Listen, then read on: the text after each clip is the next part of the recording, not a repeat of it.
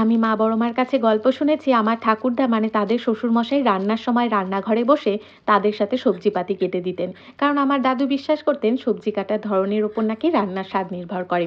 মাংসের আলু এক রকমের কাটা হয়, আবার মাছের ঝোলের আলু আরেক রকমের কাটা হয়।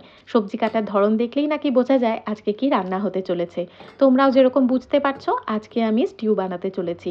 পছন্দ মতন সবজি চিকেন প্রেসার কুকারে নিয়েছি, আদা রসুন থেতো করে তার মধ্যে দিয়েছি, আর দিয়েছি তেজপাতা, দারচিনি আর বেশ অনেকটা গোলমরিচ।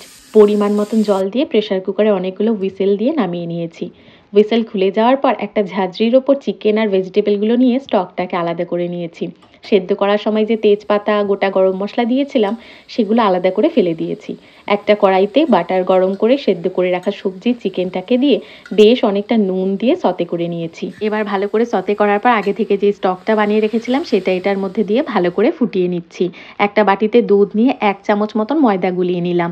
এই ঘোলটাকে এবার স্টুয়ের মধ্যে ঢেলে দিচ্ছি। দুধের কারণে স্বাদটাও বাড়বে আর ময়দার কারণে স্টুটা একটু ঘন হবে। এবার গ্যাসের আঁচটাকে লো করে ঢাকা চাপা দিয়ে স্টুটাকে বেশ অনেকক্ষণ ফুটতে দিয়েছি যাতে সমস্ত কিছু মিলেমিশে একাকার হয়ে যায়। নামানোর আগে একটুখানি বাটার আর গোলমরিচ গুঁড়ো দিয়ে নামিয়েছি। শীতকালে এক বাটি এরকম স্টু তার সাথে যদি পরিবেশন করা হয় একটু ভালো করে সেঁকে নেওয়া ব্রেড, তাহলে বোধহয় অন্য কোনো কিছুই আমাদের আর চাই না।